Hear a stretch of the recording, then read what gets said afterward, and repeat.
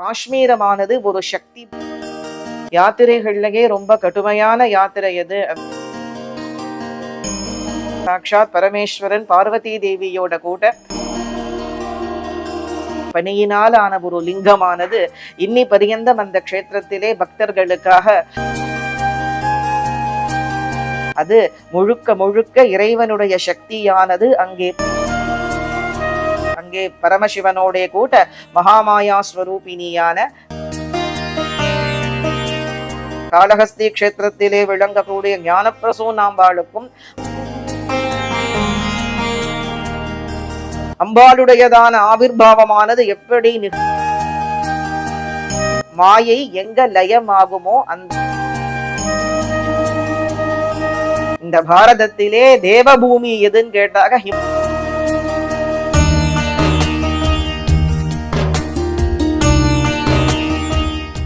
श्रीकांतो मातुलो यस्य जननी सर्वमंगला जनकशंकरो देवः तं वन्दे कुञ्जराननं सदाशिवसमारम्भां शंकराचार्य मध्यमाम् अस्मदाचार्यपर्यन्तां वन्दे गुरुपरम्परां पाशाङ्कुशेक्षुकोतण्ड पञ्चबाणरसत्कराम् उद्यत्सूर्यनिवां वन्दे महात्रिपुरसुन्दरीं विश्वकारणनेत्राढ्यां श्रीमत्त्रिपुरसुन्दरीं वन्दकासुरसंहर्द्रीं कामाक्षीं तामहं भजे श्रीमात्रे नमः राजराजेश्वरीயான பராசக்தியினுடைய கிருபா கட்டாட்சத்தோடே கூட்ட ஜெகன்மாதாவினுடையதான அங்கங்கள் விழுந்த சக்தி பீட்டங்களுடையதான மகிமையை சிந்தனை செய்து கொண்டிருக்கோம். 4 சக்தி பீட்டங்களுடையதான மகிமையை சிந்தனை பண்ணினோம். சுனந்தா அப்படிங்கிறதான நாமத்தோடே விளங்கக்கூடியதான பகவதி தாராவினுடையதான வைபவத்தை சிந்தனை பண்ணினோம். சக்தி பீட்டங்களிலே ரொம்ப முக்கியமான ஒரு சக்தி பீட்டமாக சுனந்தா பீட்டமானது விளங்குறது அப்படிங்கிறதையும், அந்த க்ஷேத்திரமானது அதி விசேஷமான வைபவத்தோடே கூட்ட விரும்புபவர்களுக்கு போகத்தையும் மோட்சத்தையும் கொடுக்கக்கூடியது. போகத்தை விரும்பக்கூடியவர்களுக்கு போகத்தையும், மோட்சத்தை விரும்பக்கூடியவர்களுக்கு முக்தியையும் கொடுக்கக்கூடியதான அற்புதமான ஒரு சக்தி பீட்டம் அப்படிங்கிறத சிந்தனை பண்ணினோம். அடுத்து எல்லோருக்குமே தெரிஞ்ச ஒரு சக்தி பீட்டம் தான். அதாவது யாத்திரைகள்லயே ரொம்ப கடுமையான யாத்திரை எது அப்படின்னு சொன்னாக்க அது அமர்நாத் யாத்திரை தான். அமர்நாத் ஆனது விசேஷமாக ஒரு பரமசிவனுடையதான ஒரு க்ஷேத்திரமா விளங்குறது அப்படிங்கிறதையும், அந்த க்ஷேத்திரத்திலே சாக்ஷாத் பரமேஸ்வரன் பார்வதி தேவியோட கூட பிரத்யக்ஷமாக அந்த க்ஷேத்திரத்திலே விளங்குறார் அப்படிங்கிறதும், பனியினால் ஆன ஒரு லிங்கமானது இன்னி பரியந்தம் அந்த க்ஷேத்திரத்திலே பக்தர்களுக்காக உருவாகக்கூடியதான ஒரு அதிசயமானது நடக்கக்கூடியதான ஒரு க்ஷேத்திரம்.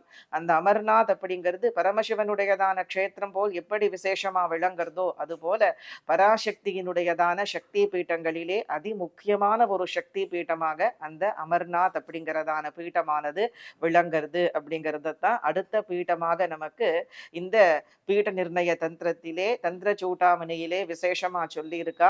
அமர்நாத்ங்கிறது ஒரு மகாசக்தி பீட்டம். அமர்நாத்னு பேரை சொல்லல, ஆனாக்க காஷ்மீரம் அப்படின்னு சொல்லி இருக்கா.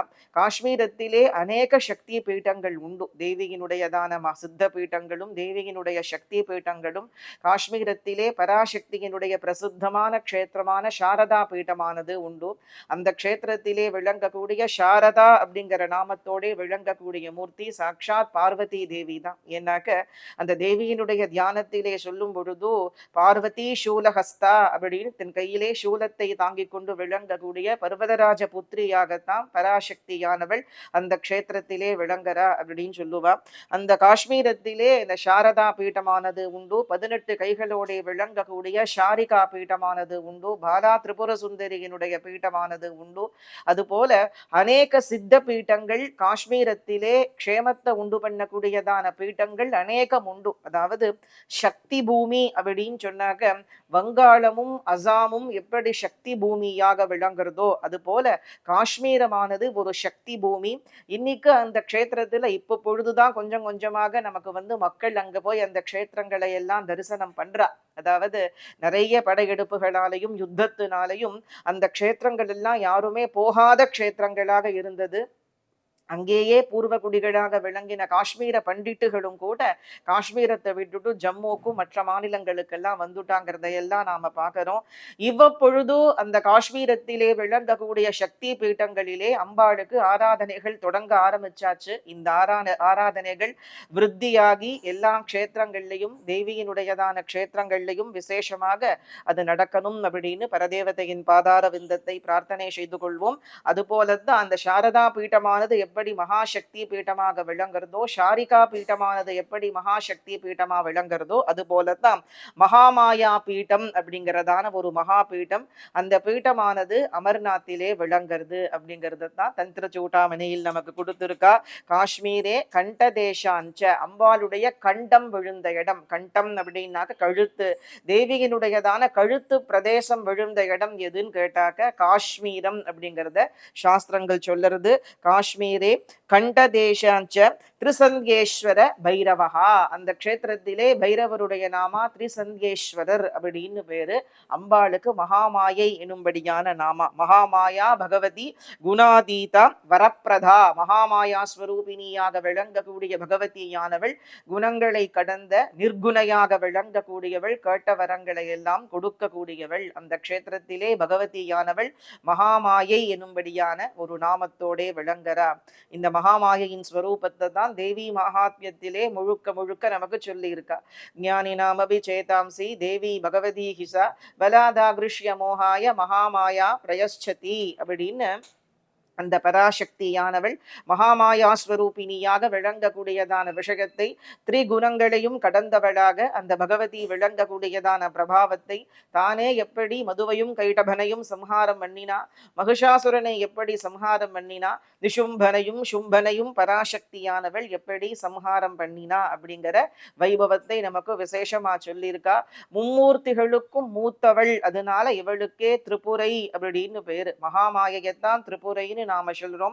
சங்கர பகவத் பாதாளும் கூட தன்னுடைய சௌந்தரிய லகரியிலே சொல்லும் பொழுது கிராமாஹூர் தேவீம் கிருஹிண கிருஹிணீம் ஆகமவிதோஹோ ஹரேஹே பத்னீம் பத்மாம் ஹரசகச்சரீம் அத்ரிதனயாம் துரியா காபித்வம் துரதிகமனி சீம மகிமா மகாமாயா விஸ்வம் ரமயசி பரபிரம்ம மகிஷி அப்படின்னு பரபிரம்மஸ்வரூபிணியாக விளங்கக்கூடிய ஜெகன்மாதாவான நீ துரியை சர்வத்தையும் கடந்தவள்.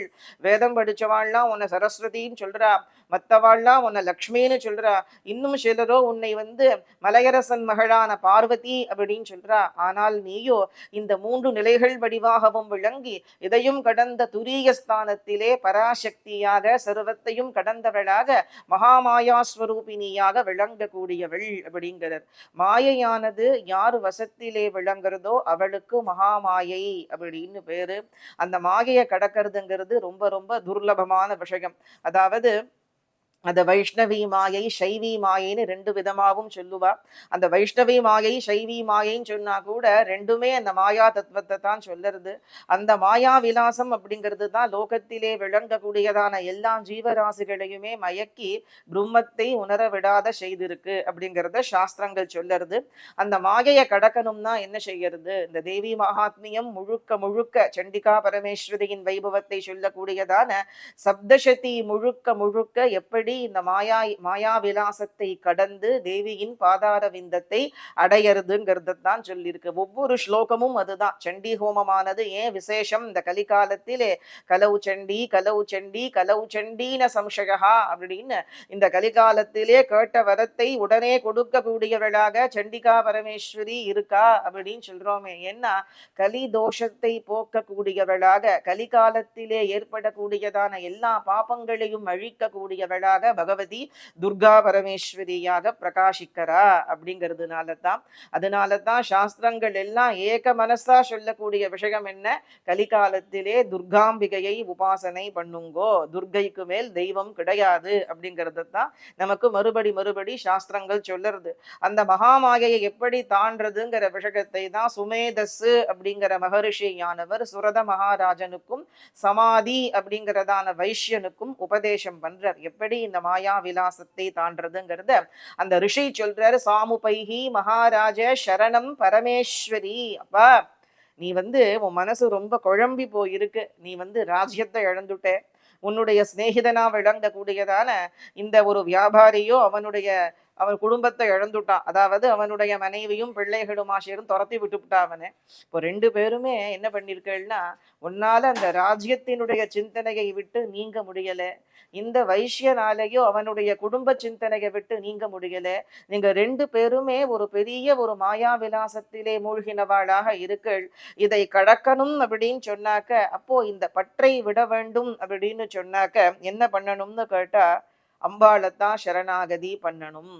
என்னாக்க பரதேவதையானவள் பற்றை அறுக்கக்கூடியவளாக இருக்கா, ஜெகன்மாதாவானவள் பந்தத்தை அறுக்கக்கூடியவளாக இருக்கா. அப்போ என்ன, மோட்சத்தை கொடுக்கக்கூடிய மூர்த்தியாக, முக்தியை கொடுக்கக்கூடிய மூர்த்தியாக பரதேவதை விளங்கக்கூடிய காரணத்தினாலே அந்த பரதேவதையானவள் பந்தத்தை அறுக்கக்கூடியவளாக, ஆசையை அறுக்கக்கூடியவளாக, அம்பாளுடைய திருக்கரங்களிலே பாசம் அப்படிங்கிறதான் ஆயுதமானது விளங்குறது. அந்த ஆயுதமானது எதை குறிக்கிறதுன்னு கேட்டாக்க பந்தத்தை அறுக்கக்கூடிய விஷயத்தை தான் குறிக்கிறது அப்படின்னா. அப்போ மோட்ச காமர்கள் எல்லோருமே அம்பாளை சரணாகதி பண்ணினாக்க அந்த பரதேவதையானவள் அந்த பந்தத்தை அறுக்கக்கூடியவளாக இருக்கா.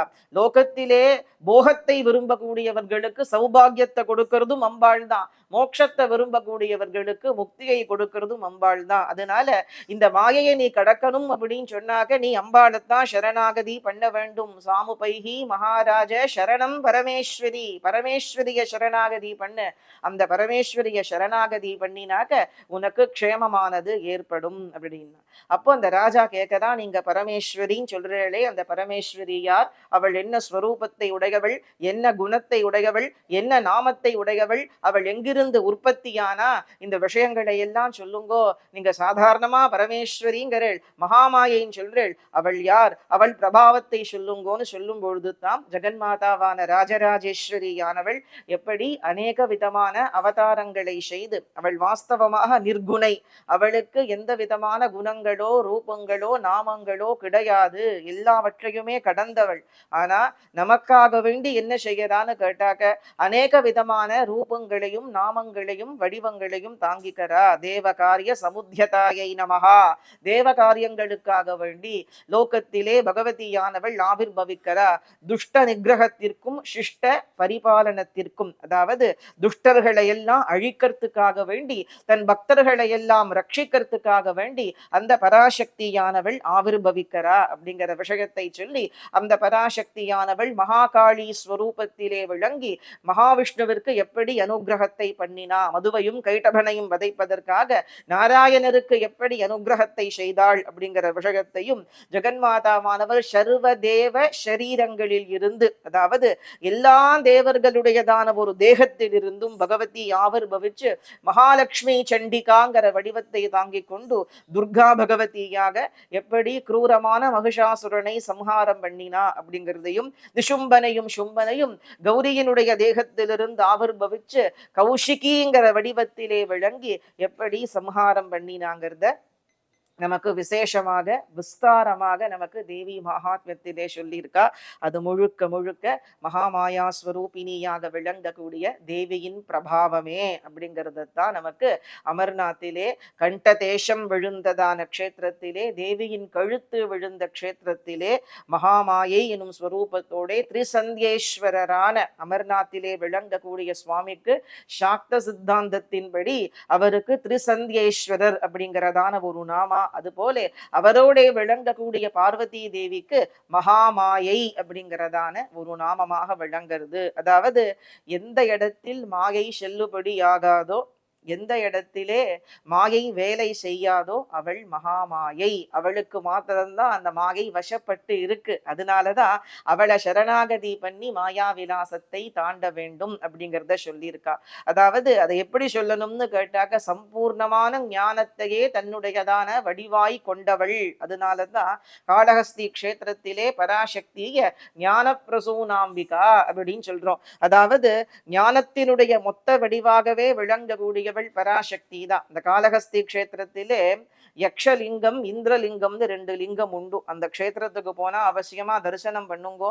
இந்த யக்ஷலிங்கம் இந்திரலிங்கம்ங்கிறது எதை குறிக்கிறதுன்னு கேட்டாக்க, சிருஷ்டியினுடைய ஆதியிலே அசுரர்களை எல்லாம் சம்ஹாரம் செய்த பிறகு தேவர்களுக்கெல்லாம் ஒரு கர்வமானது ஏற்பட்டது.